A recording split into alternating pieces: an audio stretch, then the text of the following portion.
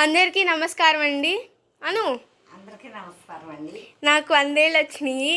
నాకు 100 ఏళ్ళు వచ్చినాయి. ఇంకా సరే సరే మంగళాపురం నుండి చల్లపల్లి వరకు వచ్చి ఎలాంటి డబ్బులు లేకుండా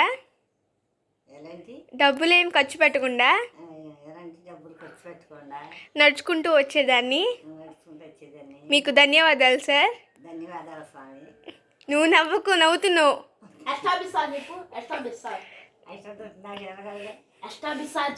చెప్పు, లేకపోతే ఇవ్వరు డబ్బులు. Establish sir. నాకు ఈ పురస్కారం అందుతున్నందుకు చెప్పు. నాకు ఈ పురస్కారం అందుతున్నందుకు నాకు ఈ పురస్కారం అందుతున్నందుకు నేను చాలా ఆనందంగా గర్వపడుతున్నాను. ఇప్పుడు నాకు సన్మానం చేస్తున్నారు సార్. మీకు చాలా నమస్కారం. సింహాయివరా వేరే తిలకం దిద్దు పట్టుకోవే. తిలకం దిద్దు.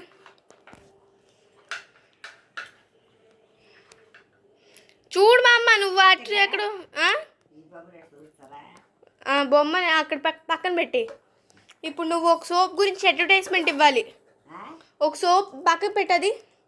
నీకు పురస్కారం వచ్చింది కదా, చాలామంది నిన్ను ఒక వీడియోలో పెట్టమంటున్నారు.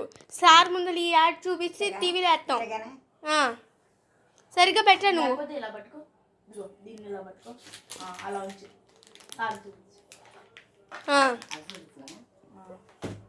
ఓకే సార్, ఒక 5 minutes బ్రేక్ తీసుకుంటాను. సరేనా? మా మాట్లాడుతుంది కదా, ఒక 5 నిమిషాలు. నేను ఈ సబ్బు వాడడం వల్లే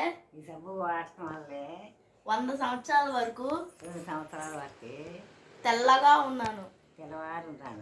నాకు ఎలాంటి ఎలర్జీ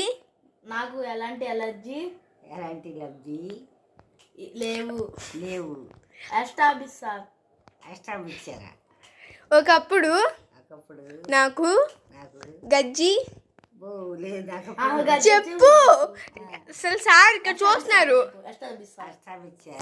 ఒకప్పుడు నాకు గజ్జి తామర లాంటివి ఉండేవి.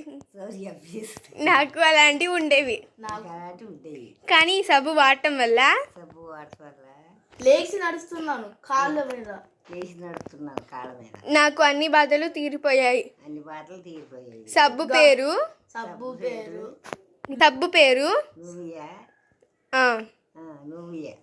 ఈ సబ్బుని మీరు కూడా వాడండి. మీ రోగాలను నయం చేసుకోండి. నువ్వు సబ్బు వాడడం వల్ల ఏమైందో తెలుసా? నువ్వు చెప్పినట్టు నువ్వు సబ్బు వాడవు కదా. అవునా కాదా? నిజమేనా కాదా? నిజం చెప్పు సార్.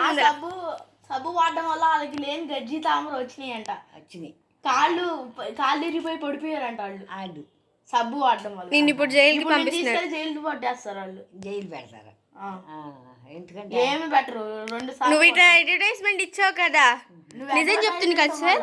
సార్ మీరే చూస్తున్నారు సార్. అసలు మాకేం సంబంధం లేదు. ఈడే చెప్పించాడు. ఈమె నిజంగానే వాడవలేదా నువ్వు? నిజంగానే వాడవలేదా నువ్వు ఆ సబ్బు? నిజంగానే వాడావా? ఈవిడి దగ్గర నుంచి ₹1,00,00,000 జమ చేయాలి. డబ్బుకి కకృతి పడి చూడండి సార్. ఆ సబ్బు వాడని చెప్తున్నా. నిజంగా వాడవలేదా నువ్వు? నిజంగా వాడానంటే ఎన్ని కోట్ల మంది ఉన్నా కోట్ల మందికి కాళ్ళు ఇరిగిపోయి గజ్జి తామర వస్తే ఈవిడికి మాత్రం అదిగోండి తీసుకెళ్ళండి జైలుకి వచ్చి. జైలు సార్ రేపు రండి సార్. ఈవిడ అడ్రస్ మంగళాపురంలో సందులో ఉంటది. ఇప్పుడే రండి సార్. మీరు ఇప్పుడే రండి. హెలికాప్టర్లో వచ్చి పెద్ద జైలు తీసుకెళ్ళండి. ఇవిడికి కరెంట్ షాక్ ఇచ్చేయండి. ఈ సబ్బు నిజంగానే ఆవిడ వాడానంటది. మీరే చూస్తున్నారు ఇక్కడ. నిజంగానే వాడావా?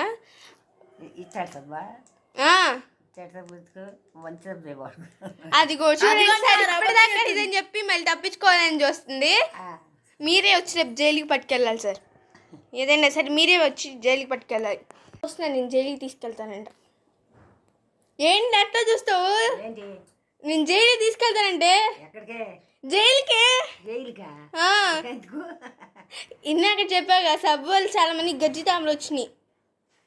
పోనీ పోనీ అంటే వెళ్ళిపోతావు జైలుకి. నేను లాక్కెళ్ళి జైల్లో పెడతారు వాళ్ళు. ఎందుకు పెడతారా? సార్ అడ్రస్ ఏమో చల్లపల్లి నారాయణ నగర్లో ఇప్పుడు ఉంది. రేపు మంగళాపురంలో చెరువు పక్కన ఉంటుంది. అది చూడండి సార్, నవ్వుతుంది మళ్ళీ. నవ్వుతుంది. కనిపించండి జైల్లో. పిచ్చుకెళ్తాను. నిన్ను తీసుకెళ్ళిపోతారు వాళ్ళు వచ్చి. సార్ ఇదిగో ఇప్పుడు నేను చెప్పినట్టు చెయ్యి. దండం పెట్టు. నేను చేయను కదమ్మా. దండం పెట్టు. నన్ను క్షమించండి సార్. అమ్మమ్మని ఇంకేమన్నా అంటారా? ఏమన్నా చెప్పు. అష్టాధిచారమా? నన్ను క్షమించండి. నన్ను క్షమించండి. ఇంకెప్పుడు ఇలా ఇంకెప్పుడు ఎప్పుడు ఇలా ఇలా నేను చెయ్యను. దీనికి సబ్బు వాడడం వల్ల ఇలా అయిపోయింది. స్ప్రింగ్ కూడా స్ప్రింగ్కి సబ్బు వాడి కడిగితేనే ఇలా అయిపోయిందంటే మా మామ ఇంత దరిద్రమైన అడ్వర్టైజ్మెంట్ ఇచ్చిందో మీరే ఊహించుకోండి. మీకు నమస్కారం. నీకు నమస్కారం.